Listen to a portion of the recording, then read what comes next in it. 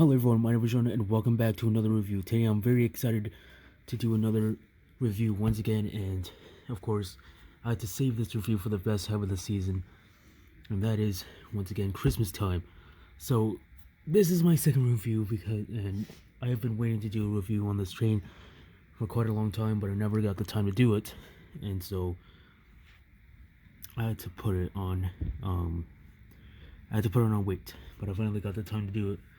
And of course this is the time to do it because it's Christmas time. So today we're going to be reviewing the Lionel G-Skill Polar Express battery operated ready to play train set. So this is the Lionel G-Skill Polar Express ready to run train set. In my opinion, this is a really good train to get for your young ones. If you're a parent that's looking for a train to looking for a nice Christmas present to get for your kid, for your young ones, this is definitely a train set that you want to get because it's not it's a really good price for it's a really good price for what you get, and I'll talk about that more at the end of the video. But for now, let's move on, or let's go ahead and talk about everything that you're included with the set. So what you're included is, of course, the Locomotive, which is a 284 Polar Express Berkshire, a coal tender, a Polar Express coal tender, a Polar Express coach car, and a Polar Express observation car. You can get a good look at it from the back. We'll get a closer look at that later in the video.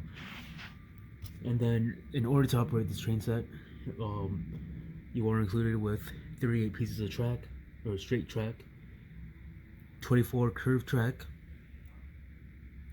which creates a 73.2 inch by 50 inch oval.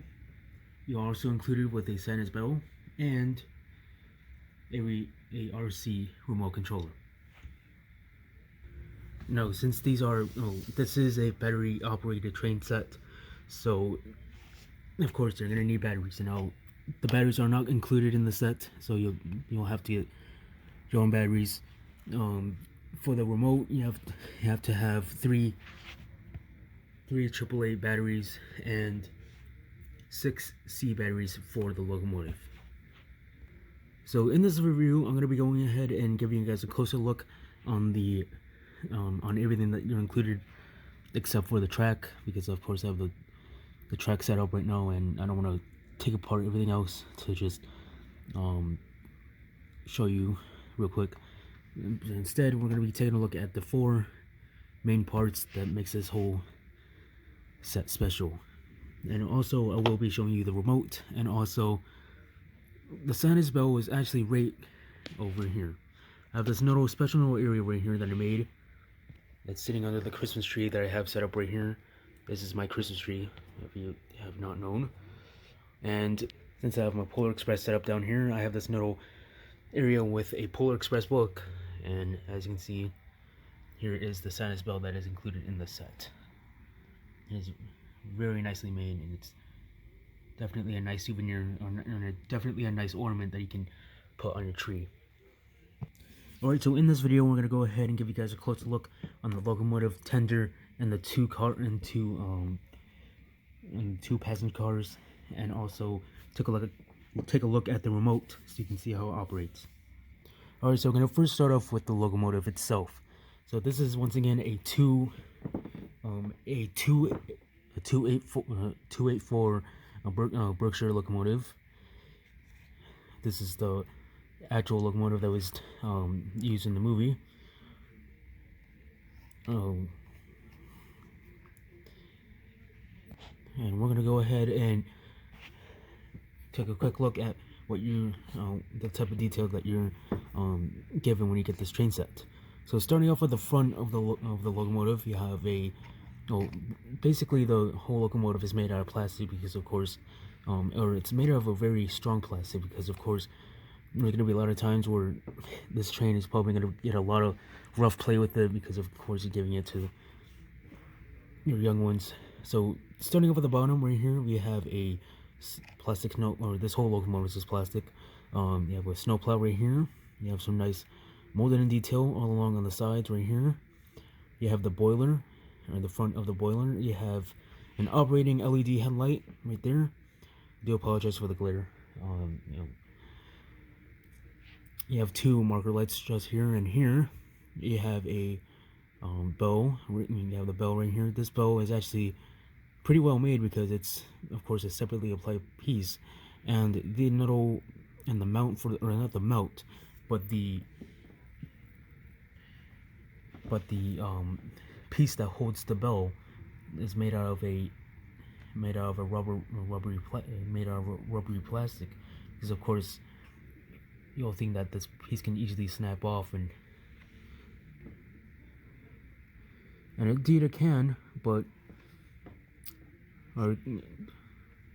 with companies that make trains for no kids and they don't make it well, they don't put a lot of thought into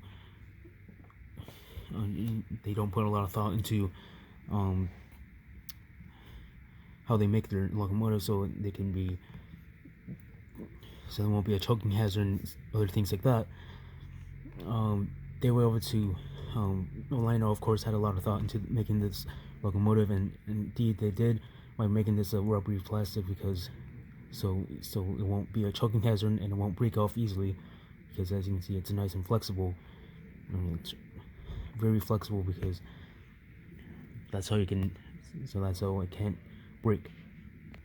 Alright, so going along the top, we have some more molded in detail right here. You have the smokestack. It does not have like a smoke unit or anything in it. It's just some detail. You have a steam steam dome right here. You have the sand dome. You have the blow off valves right over here. You have the on off switch to turn the engine on and off. Of course, it's pretty well hidden, so you can't really tell where it is.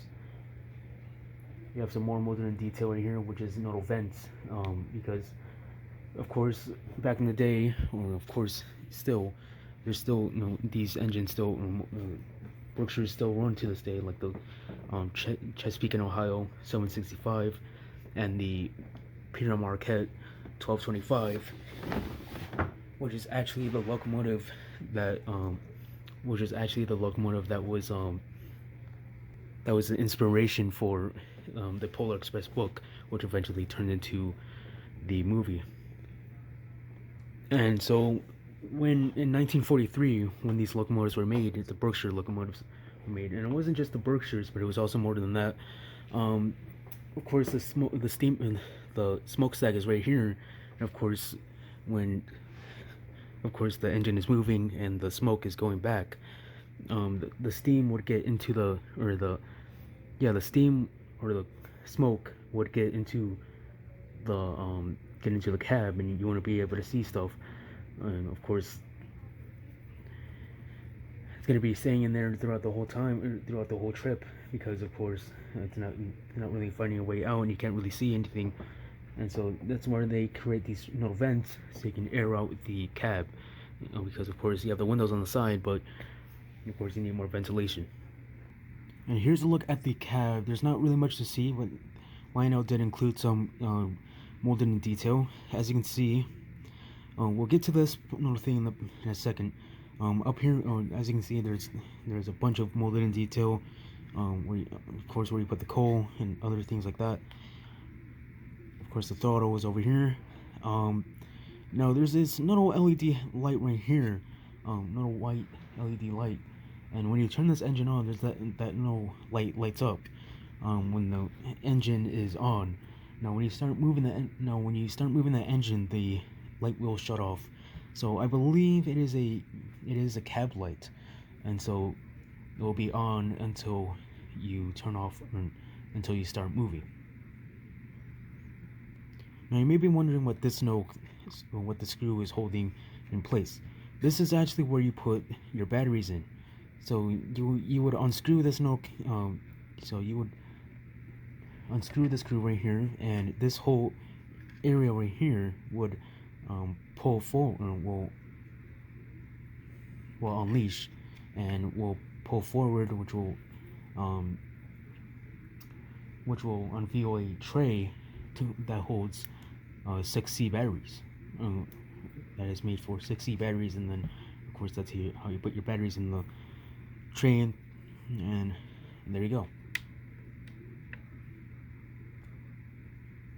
As you get a view from back here, you can actually see the windows, as you can see on the sides, on the front, and also on the sides. Here's a look at the side of the locomotive. You have quite a bit to look at. We're going to be starting off at the top. So as you can see up here, we have some nice handrails all along the sides. It's both on the same on both sides. You have some nice piping detail in the middle. This piping is actually very well known for the Berkshires to have these, and the Berkshires are not the only engine to have like the piping like that on the sides. But it's definitely very well known for the Berkshires to have the piping on the sides. And as we get along to the bottom, as you can see, you have the pistons right over here. You have 4 drive wheels all along. And of course, when the Berkshire, the Berkshire got its name from the 284, is that they had 2 wheels on the front, 8 wheels for the driving wheels, and 4 on the back. Now, for some reason, this train set, it's another kind of like another flaw, another flaw, is that the Berkshires would be a 284, but this train set is a 282. I'm not too sure why Lionel did that. It's probably because of the track radius. It's because certain trains are made for tight turns, or can work with tight turns, and so that's probably why they did that. But of course, it can't be a Berkshire if it's not a 284. But of course, somehow it can. The rods are all made out of plastic. There's another screw holding this part in place. Overall, it looks very nicely made.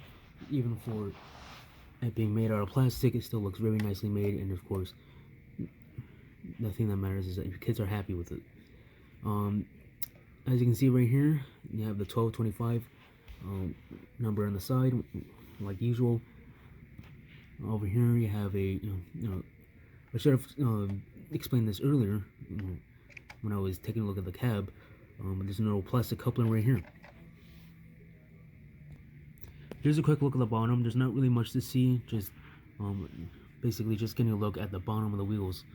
So as you can see, you have 2 driving wheels right here with little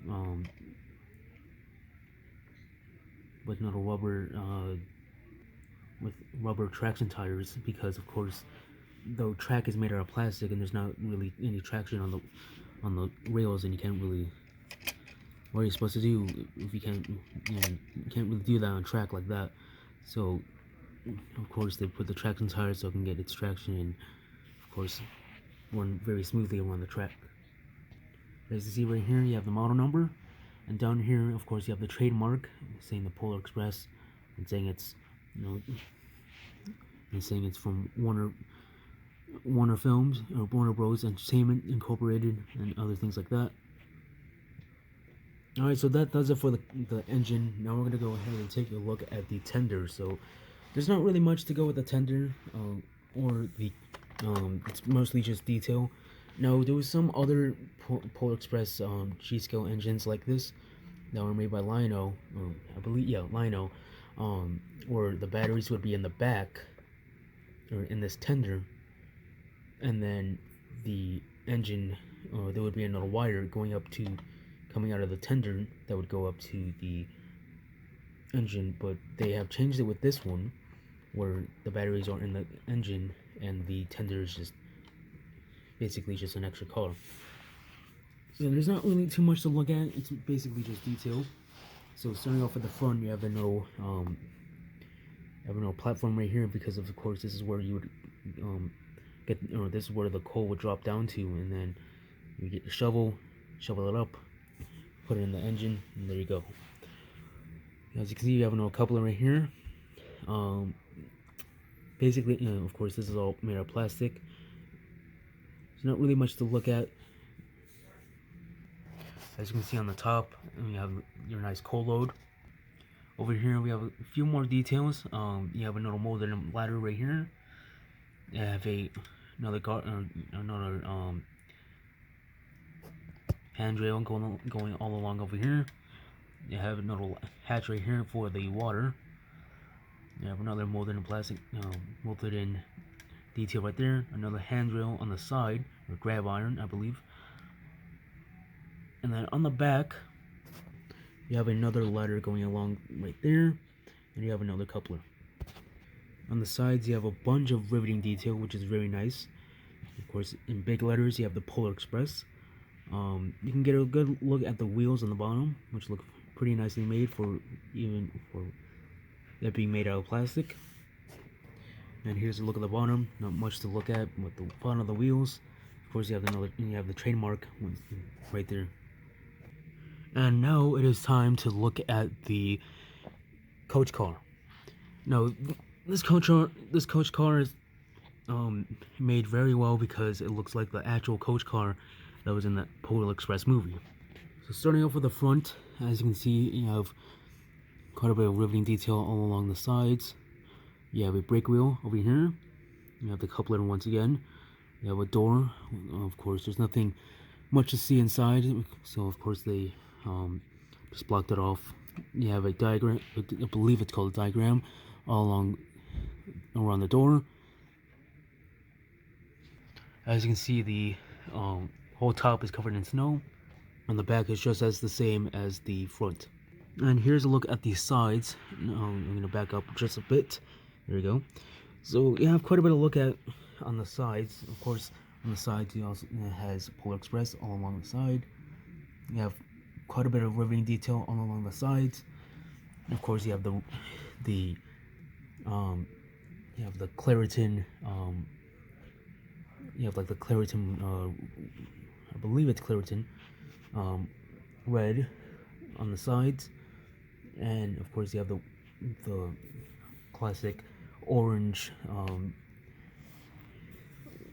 light from the windows. If you look closely on the windows, you can actually see little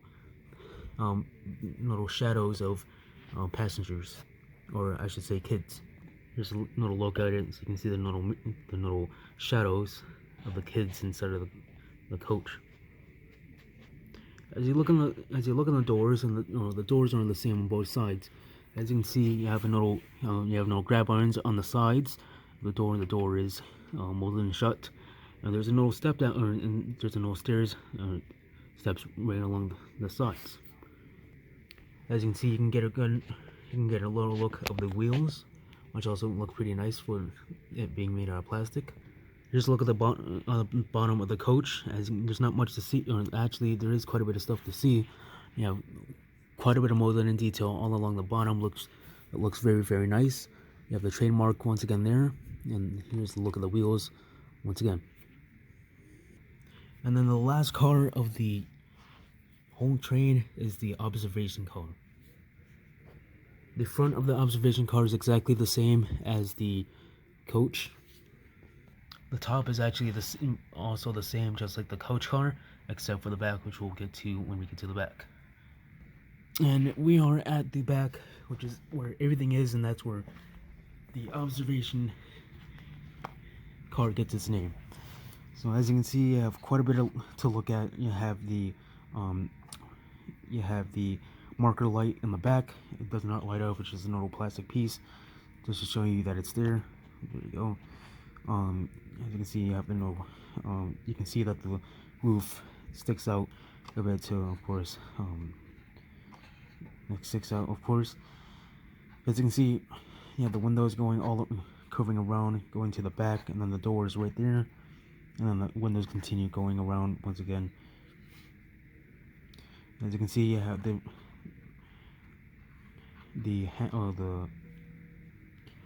rails going along here, and then you have the classic Polar Express logo on the back.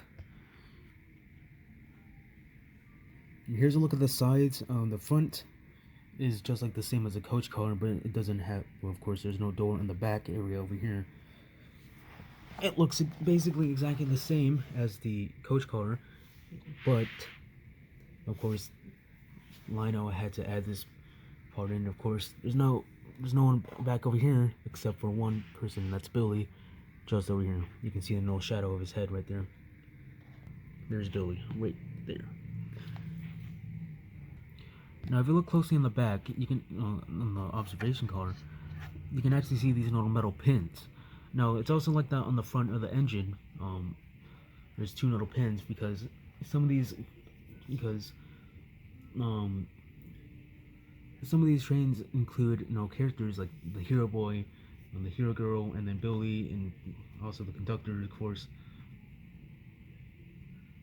which is pretty nice. This set did not come with any characters, but of course it did have the pins, so you can separately buy the characters.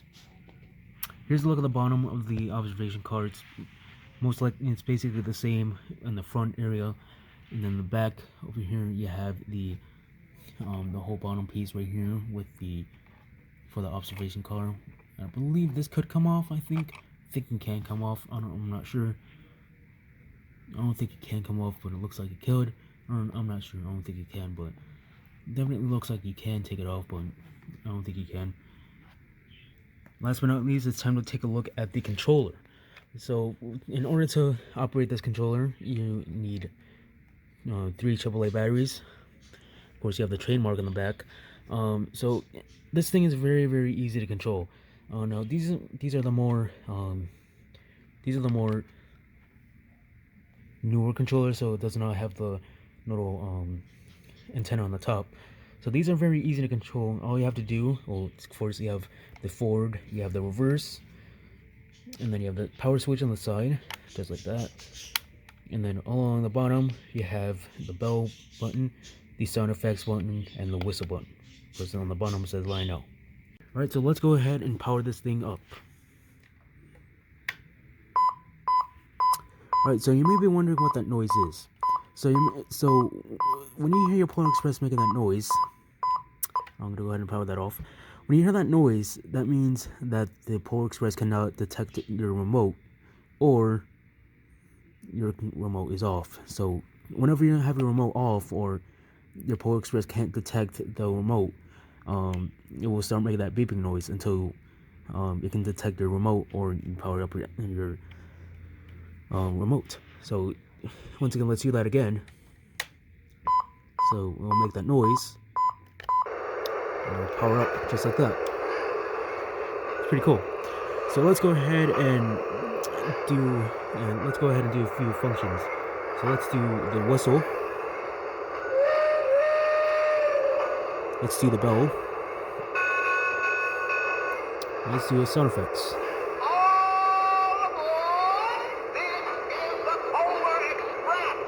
There you go. So let's go ahead and run this guy.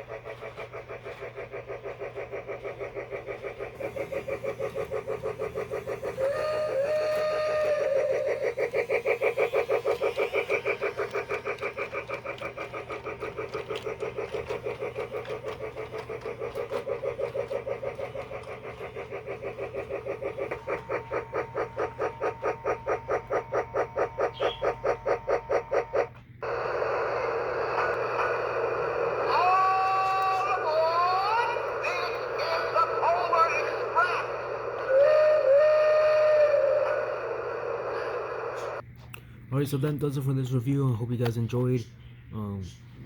This was very fun to record, to do a review on. And my honest thoughts about this train set, I think it's a very nice. I think this train set is definitely worth it because you're getting a lot for a very decent price, and of course, it's made very well because of course, when you give this twice your to your little ones, of course they're gonna be all. Of course, they're not gonna. Most of them won't treat this won't treat it nicely and gently because of course it's gonna be probably dropped off and probably fall off and other things like that. You get a lot of rough play. So Lionel thought this one through because of course they thought this was of course going to happen. So once again, in my opinion, I think this train set is very worth it because you're getting a lot for price. I mean, you're getting a big loop track, you're getting a big train with a very nice locomotive, nice tender, and 2 beautiful passenger cars. I mean, just like how I have it set up under my Christmas tree, this is definitely something that's perfect for that. In my honest thoughts, this is a very nice train set that's definitely worth the price because you're getting a lot for a very decent price, and it's very well made. And of course, it's from Lionel. Lionel is of course one of the best companies to make trains for all ages.